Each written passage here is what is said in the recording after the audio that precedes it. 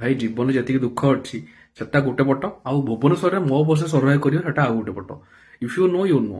ମୁଁ ଭାଇ ପ୍ରୋ, ମୁଁ ଗୋଟେ ବର୍ଷ ହେଲା କହିବାକୁ ଗଲେ 900 ଘଣ୍ଟା ଆଟଲିଷ୍ଟ ମୁଁ ମୋ ବସ ଦେଇ ସାରିଥିବି, ତ ମୁଁ ପ୍ରୋ, ତ ମତେ ମୋ ବସରେ ସର୍ଭାଇଭ୍ କରି ଆସେ।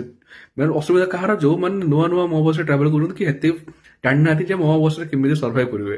ଯେମିତି ଆପଣ ଜୟଦେବ ବିହାରରେ ଛିଡା ହେଇଥିବେ, ବସ୍ ଯାଇ 400 ମିଟର ଦୂରରେ ଛିଡା ହବ, ତମେ ଧାଇଁକି ଗଲା ବେଳକୁ ସେ ଗେଟ୍ ବନ୍ଦ କରି ପଳେଇଥିବ, ମାନେ ଡ୍ରାଇଭର ବି ଲାଇକ୍ ଲେ ଚଢିକି ଦେଖା, ଠିକ ଅଛି। ଆଉ ଭାଇ ମାନେ ଡ୍ରାଇଭର ଏମିତି ଗୋଟେ ଗୋଟେ ଅଛନ୍ତି ମୋ ବସରେ, ସେମାନେ ଏମିତି ଗାଡି ଚଲାନ୍ତି, ଏମିତି ସାଇଡରୁ କଟ୍ ମାରନ୍ତି। ପ୍ରଥମେ ତ ଯିଏ ବସ୍ ଭିତରେ ୱିଣ୍ଡୋ ସିଟ୍ ବାହାର ହଉଥିବ ତାର ଆଗରେ ଫାଟିବ, ଦେନ୍ ରୋଡରେ ଯିଏ ଗାଡି ଚଲାଉଥିବ ତାର ପରେ ଫାଟିବ, ଠିକ ଅଛି। ଆଉ ଆଉ କିଛି ବସରେ ଏମିତି ଅଛନ୍ତି, ମାନେ ମୁଁ ଜେଣ୍ଡର କହିବିନି, ଆପଣ ଗେସ୍ କରନ୍ତୁ। ତ ସେମାନେ ମୋ ବସରେ ଚଢିବେ ମାନେ ତାଙ୍କୁ ସିଟ୍ ଦରକାର, ମାନେ ସିଟ୍ ଯେମିତି ତାଙ୍କ ଲାଗି ମାନେ ରିଜର୍ଭ କରି ରହିବା ଦରକାର ଏମିତି। ମାନେ ଆପଣ ଯଦି ସେମାନେ ଏଠି ଛିଡା ହେଇଥିବେ, 4ଟା ସିଟ୍ ଆଗକୁ ଯଦି କେହି ଲୋକ ଗୋଟେ ଉଠିବାକୁ ସବୁ ଦେଖିଥିବେ, ସେ ଉଠୁନୁ ନ ଉଠୁନୁ ଏମାନେ ପର୍ସ ଫୋନ ଯାହା ହଉ ଫୋପାଡ଼ି ଦେବେ କି ସେ ଜାଗାଟା ମୋର, ଠିକ ଅଛି। ସେଠି ଯେ ପାଖରେ ଲୋକ ବସିଥିବ, ଯିଏ ଛିଡା ହେଇଥିବ, ସେ ଚାହିଁବ ମୁଁ ବସିବି ବୋଲି, ସିଏ ବସି ପାରିବନି ଆଉ। ଏମାନେ ପର୍ସ ଫୋପାଡ଼ି ଦେଇକି ଫୋନ ଫୋପାଡ଼ି ଦେଇକି ସେ ଜାଗାଟା ତାଙ୍କର କରିଦେବେ, ଠିକ ଅଛି।